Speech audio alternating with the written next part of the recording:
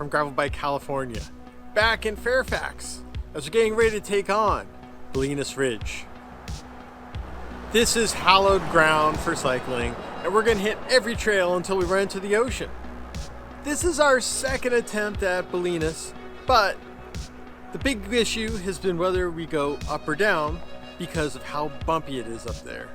At the same time, you can't argue with the scenery, so maybe we're picking the direction that's going to give us more of it. Get ready to be bowled over. Let's roll.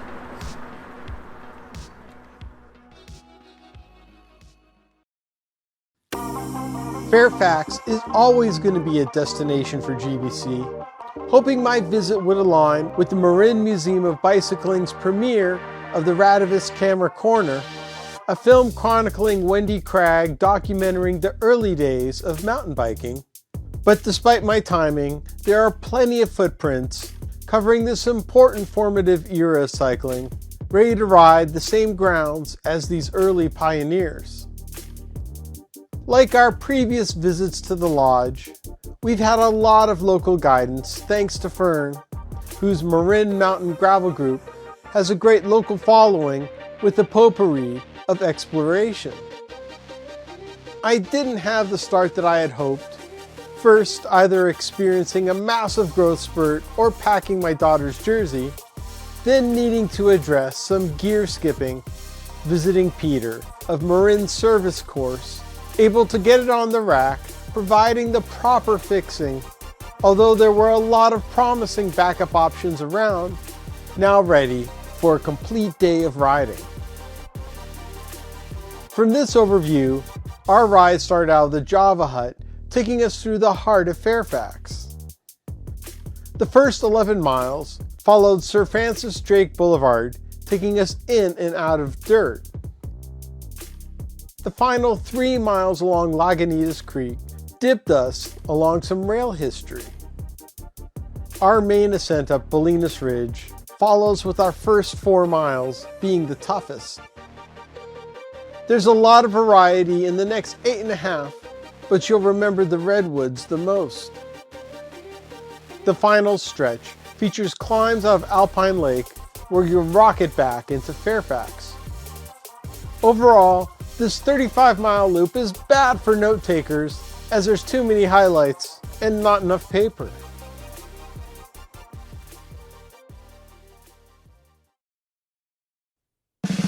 Anna, Chris, and Phil joined along for today, staying west of Sir Francis Drak Boulevard, as the side streets were an obviously quieter alternative, though we did have to backtrack along the main road, but not for too long, as dirt lay soon ahead. Our first incursion to off-roading happened soon after, entering into the Loma Alta open space preserve, with this first sector clocking in at 2.5 miles and averaging under 3%, so we wouldn't be dogging it. While I wasn't up on the exact details, I was trying to comprehend our surroundings, meandering in and out of the old train alignment, and while that was from a long time ago, the trail here was in excellent shape, wishing I could transplant this back home. Though the numbers said we were trending up, there were a variety of playful ways of doing it, as we could see the underbelly of the peak ahead, wishing the care put into covering this washout could have also been applied to me using sunblock on my shoulders. It was smooth runnings for most of the way, although you want a little speed going into the end, as the exit finishes uncharacteristically, catching me off guard to empty my gears. Before getting onto Sir Francis Drak, you could people watch for the number of cyclists climbing up, and probably Fern knows most of them, but I'm a bit more familiar with gravity, which I think was responsible for our high speeds, though plenty of space to take in the scenery, including a bevy of historical ranches that have been kept in their families for generations. We were definitely breezing, at I guess breakneck passing speed, turning off after a couple of miles, cutting through the former home of San Geronimo Golf Course, getting to drive through this range, taking advantage of the car bridge over Nicloso Valley Road, prepping us for our next chapter of gravel. You got a sense rolling through this open space that this ground's former purpose isn't far removed, hopping onto pavement, taking us by country club styled estates, then quickly dipping behind for the dirt we deserve. I'm sure golfers would chuckle at the Top Flight Trails nomenclature, but probably gives more joy to cyclists, where you're continuing with a healthy grind ahead, dancing around with some horizontal G-forces thanks to the many twists and curves. Exiting out can be tricky, needing to trust speed instead of braking over the bars, followed by inventing your own path to get onto the right one that makes you feel like you're part of the ranch rolling through and getting some extra credit dirt roadside, putting us back onto Sir Francis Drak for our next connection. The roadway felt a lot quieter from this point on, fortified by the number of small towns with their footprints from the late 1800s, but I was fixated on how the geography matches so many others close to the ocean, from Monterey Bay up along the north coast, where the redwoods used to be kings.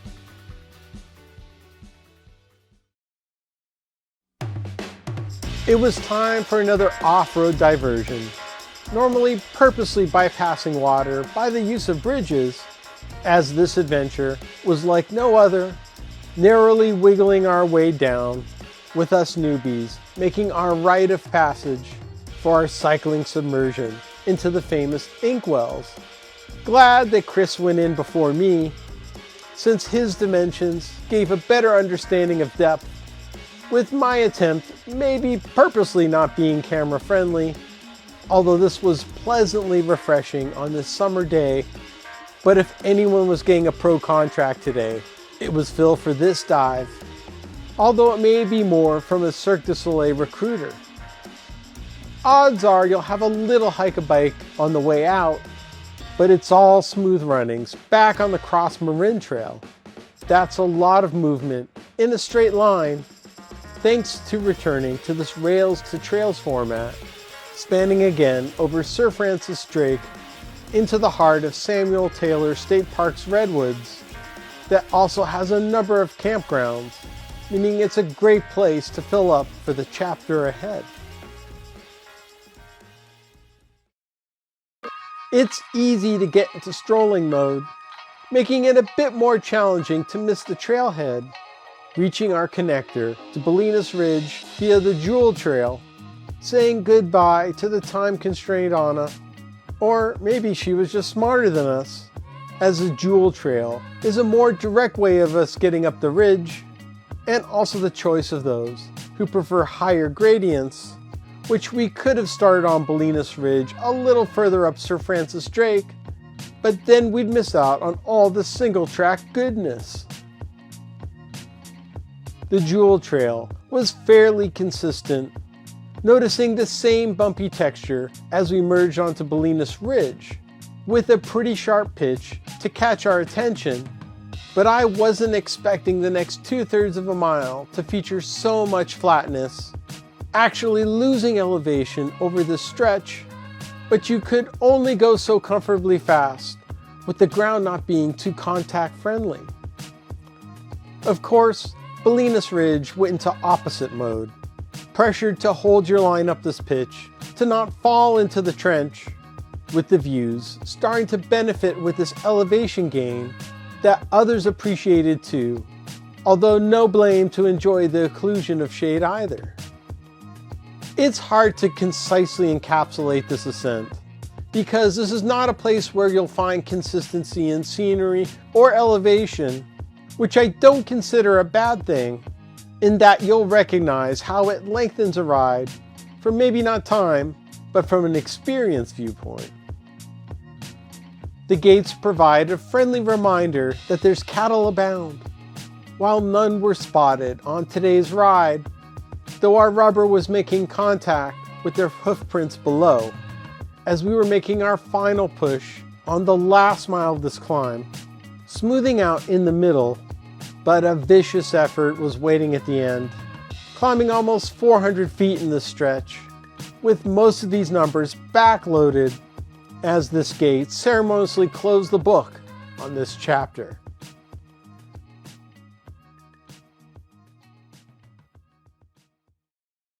We still had 6 miles of dirt ahead, still inconsistent elevationally, though at a lower amplitude, gaining 200 feet overall on this stretch, now technically walled in by greenery, although floating in and out of different verdant depths. But now outside of the bovine zone, the surface was now far kinder to us. Another interest point popped up, now deeper into the woods, with Fern pointing out the Randall Trail from Highway 1 as a smoother option up, which we could feel under the cover of the trees, evidenced by kicking up dirt for the first time in a while, and have fun doing it too. We didn't have too much climbing left, but when it happened, we made our gains efficiently, though we had another surprise coming up on mile 24, experiencing these views without any canopies,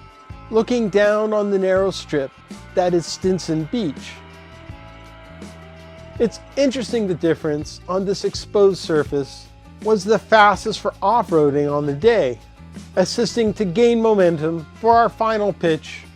leaving the last mile for play, glad the best was saved for last.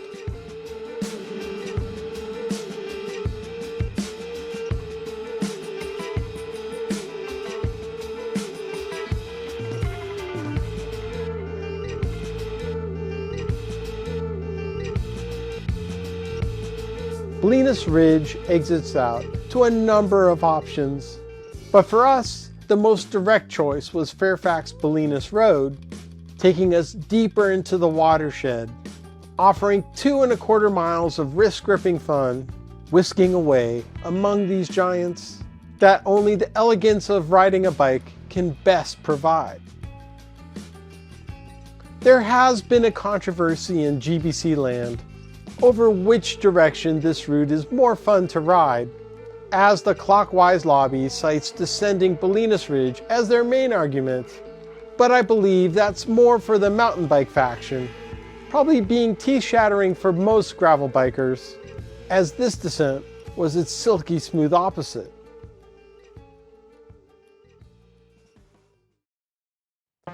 The presence of water should clue you into the end of the segment,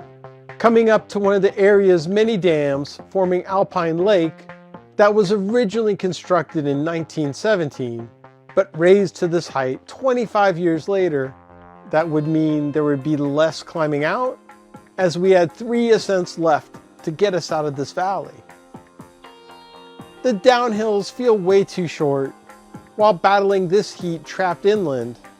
but we were still feeling chipper being towards the end, seeing others out here parading in the reverse direction, and us gaining some altitude over the lake on the last climb as we were ready to say goodbye to Vert for our final chapter. Our last segment was likely our fastest, descending back into Fairfax for 3½ miles, which is straighter and wider than our downhill into Alpine Lake, meaning it was going to be tough to catch Fern's wheels zipping down.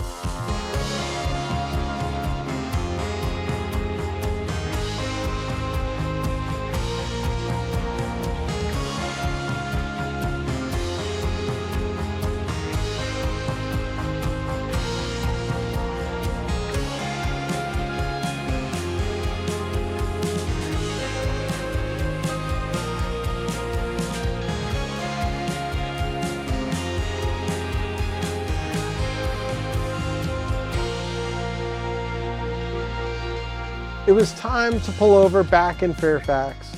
looking to extend the day, but not riding, as we literally rolled into Gestalt House, because how often do you find indoor bike parking great to end up in another cycling-loving establishment that of course knew how to keep us happy. Instant reaction.